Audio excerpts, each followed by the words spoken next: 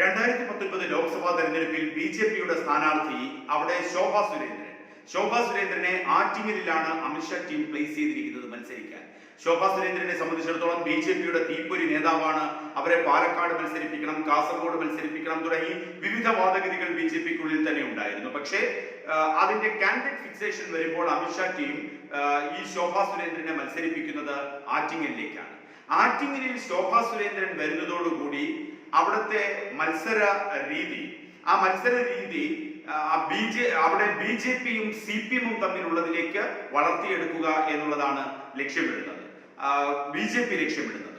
അതിന് കാരണമാകുന്നത് തെക്കൻ കേരളത്തിൽ പ്രത്യേകിച്ചും ശബരിമല വിഷയവുമായി ബന്ധപ്പെട്ട് നിൽക്കുമ്പോൾ അതിനെ ഏറ്റവും പരമാവധി എങ്ങനെ യൂട്ടിലൈസ് ചെയ്യാം എന്നുള്ളതാണ് ബി.ജെ.പിയുടെ കാര്യം. തിരുവനന്തപുരത്ത് കുമ്മനം രാജശേഖരൻ മത്സരിക്കുന്നു, ആറ്റിങ്ങലിൽ ശോഭാ സുരേന്ദ്രൻ മത്സരിക്കുന്നു, പത്തനംതിട്ടയിൽ കെ സുരേന്ദ്രൻ മത്സരിക്കുന്നു. ഈ ഒരു ഇക്വേഷൻ തിരുവനന്തപുരം, ആറ്റിങ്ങൽ, പത്തനംതിട്ട മൂന്ന് പ്രധാനപ്പെട്ട നേതാക്കളെ മത്സര രംഗത്ത് ഇറക്കിക്കൊണ്ട് ആ പ്രദേശം ആകെ ബി.ജെ.പിയുടെ ഒരു വേവ് ലെങ്ത് ഉണ്ടാക്കുക. ആ വേവ് ലെങ്ത് ഉണ്ടാക്കുമ്പോൾ ഒരുപക്ഷെ ആറ്റിങ്ങലിൽ ശോഭാ സുരേന്ദ്രനെ പ്ലേസ് ചെയ്യുമ്പോൾ ശോഭാ സുരേന്ദ്രൻ വിജയിക്കുമെന്ന് ഒരിക്കലും ബി.ജെ.പിക്ക് ലക്ഷ്യമില്ല. പക്ഷേ ബി.ജെ.പി ആറ്റിങ്ങലിൽ ലക്ഷ്യമിടുന്നത് ഒരു ലോങ് ടേം പ്രോസസ് ആണ്. അത് വരുന്ന അടുത്ത വർഷം നടക്കാൻ പോകുന്ന തദ്ദേശ സ്വയംഭരണ തെരഞ്ഞെടുപ്പ്, അതോടൊപ്പം തന്നെ അതിനടുത്ത വർഷം 2020 വരാൻ പോകുന്ന തദ്ദേശ സ്വയംഭരണ തെരഞ്ഞെടുപ്പും 2021 വരാൻ പോകുന്ന അസംബ്ലി തെരഞ്ഞെടുപ്പുമാണ്. 7 അസംബ്ലി കോൺസ്റ്റിറ്റ്യുവൻസീസ് ആണ് ആറ്റിങ്ങൽ ലോക്സഭാ മണ്ഡലത്തിൽ ഉള്ളത്.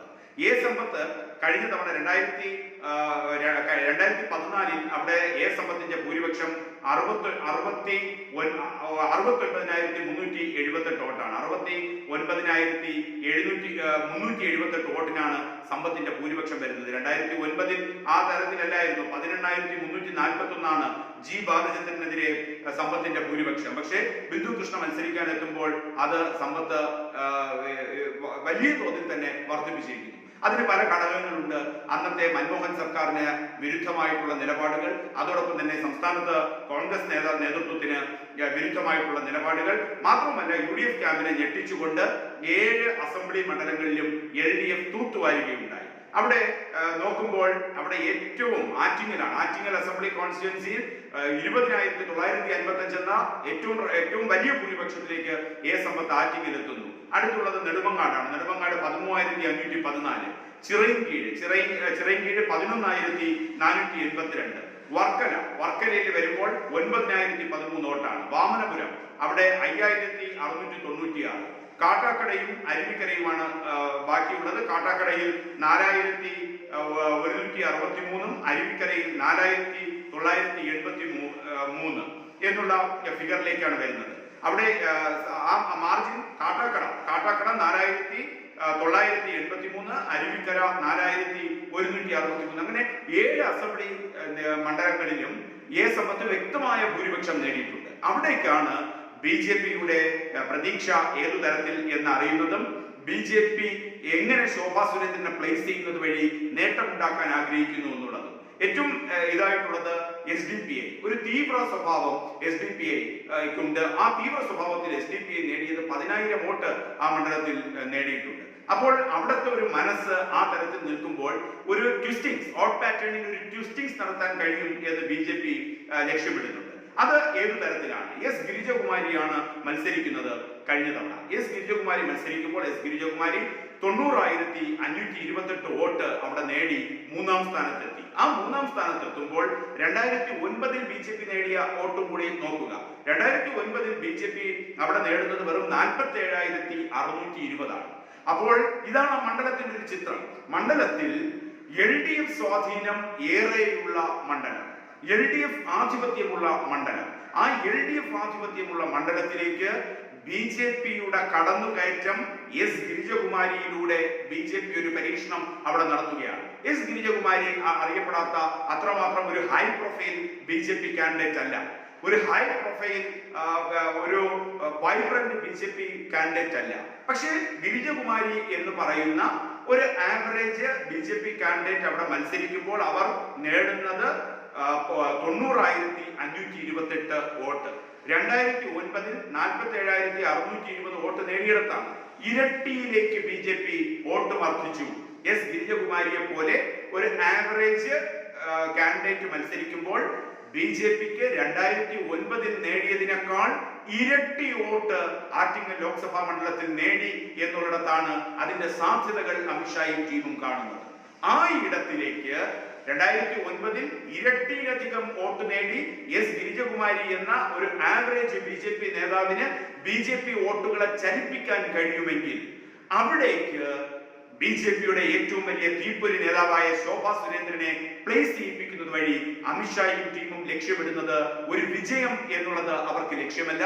അതിനും അപ്പുറത്തേക്ക് മണ്ഡലത്തിലേക്ക് BJPയുടെ പതാകയും BJPയുടെ സംഘടനാ സംവിധാനത്തെയും ചലിപ്പിക്കുക, അത് ശക്തിപ്പെടുത്തുക എന്നുള്ളതാണ്. അതുവഴി 2020 തദ്ദേശ സ്വയംഭരണ തെരഞ്ഞെടുപ്പിലും 2021 നിയമസഭാ തെരഞ്ഞെടുപ്പിലും എന്ത് BJPക്ക് വിളയിച്ചെടുക്കാൻ കഴിയും എന്ന പരീക്ഷണ ഭൂമിയാക്കി ആറ്റിങ്ങലിനെ മാറ്റുകയാണ്. കൃത്യമായി ഇടതുപക്ഷ ചായ്വുള്ള, കൃത്യമായി ഇടതുപക്ഷ മൊണോപ്പൊളിയുള്ള, കൃത്യമായി ഇടത് ആശയങ്ങൾക്ക് പ്രാമുഖ്യമുള്ള ആറ്റിങ്ങൽ ലോക്സഭാ മണ്ഡലത്തിൽ SDPI പോലുള്ള ഒരു തീവ്ര സംഘടനയ്ക്ക് 10,000 വോട്ട് നേടാൻ സാധിക്കുമെങ്കിൽ, ആ ഇക്വേഷൻ SDPI പോലുള്ള ഒരു തീവ്ര സ്വഭാവമുള്ള സംഘടനയ്ക്ക് 10,000 വോട്ട് നേടാൻ സാധിക്കുമെങ്കിൽ BJPയുടെ ഒരു ആവറേജ് സ്ഥാനാർത്ഥിക്ക് അവരുടെ വോട്ട് ഇരട്ടിയാക്കി മാറ്റാൻ സാധിക്കുമെങ്കിൽ 2009 അപേക്ഷിച്ച് ഏറ്റവും സൂക്ഷ്മ തലങ്ങളിലേക്ക് മണ്ഡലത്തെ കാക്കുകയും മണ്ഡലത്തിൽ പ്രവർത്തിക്കുകയും ഒരു വൈബ്രന്റ് കാൻഡിഡേറ്റിനെ, ഒരു ഹൈ പ്രൊഫൈൽ കാൻഡിഡേറ്റിനെ, പ്രത്യേകിച്ചും ഒരു വനിതയെ അവിടെ ഇറക്കുമ്പോൾ അത് ഏതു തരത്തിലുള്ള ട്വിസ്റ്റിംഗ്സ് വോട്ടിലുണ്ടാക്കും എന്ന പരീക്ഷണം ആറ്റിങ്ങലിൽ നടക്കുകയാണ്. അവിടെ സമ്പത്തിനെ പരാജയപ്പെടുത്തുക എന്നുള്ളതല്ല, അതിനു പകരം LDFിലെയും UDFിലെയും ബഹുഭൂരിപക്ഷം വോട്ടിനെ ചോർത്തിയെടുക്കുക, അതുവഴി എസ് ഗിരിജകുമാരി ഇരട്ടിയാക്കി മാറ്റിയ വോട്ട് അതിനും അപ്പുറത്തേക്ക് കൊണ്ടുവരാൻ ശോഭാ സുരേന്ദ്രന് കഴിയും എന്നുള്ള പ്രതീക്ഷ.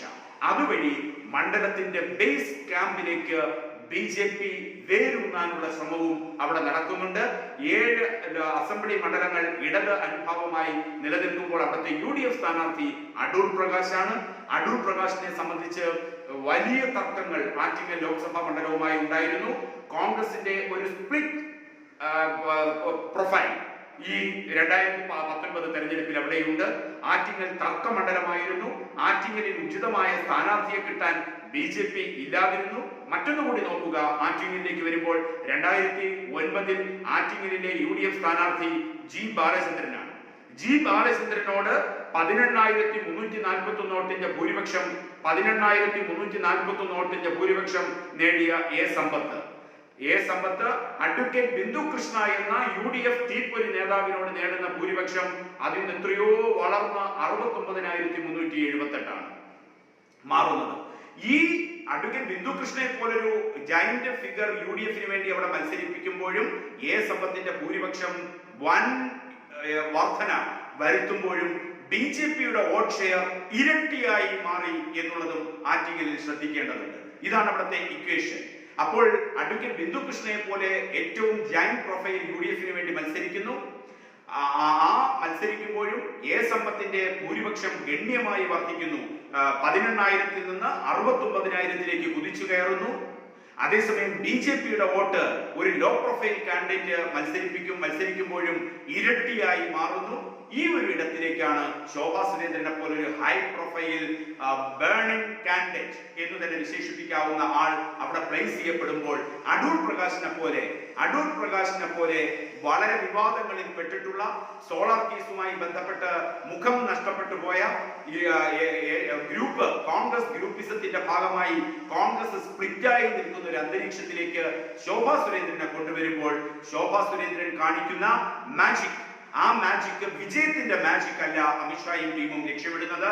അതിനു പകരം മണ്ഡലത്തിൽ വേരുറപ്പിക്കാനുള്ള BJP പതാകയും BJP ചിഹ്നത്തെയും വേരുറപ്പിക്കാനും അതുവഴി വോട്ട് ഗണ്യമായി വർദ്ധിപ്പിക്കാനും ആ രീതി വെച്ചുകൊണ്ട് തദ്ദേശ സ്വയംഭരണ തെരഞ്ഞെടുപ്പിലും നിയമസഭാ തെരഞ്ഞെടുപ്പിലും വരുന്ന പാർലമെന്റ് തെരഞ്ഞെടുപ്പിലേക്കും BJPയുടെ സംഘടനാ രീതിയെ വളർത്തിയെടുക്കുക എന്നുള്ള തന്ത്രമാണ് ആറ്റിങ്ങലിൽ ശോഭാ സുരേന്ദ്രനെ പ്ലേസ് ചെയ്യുക വഴി അമിത്ഷായും ടീമും ലക്ഷ്യമിടുന്നത്.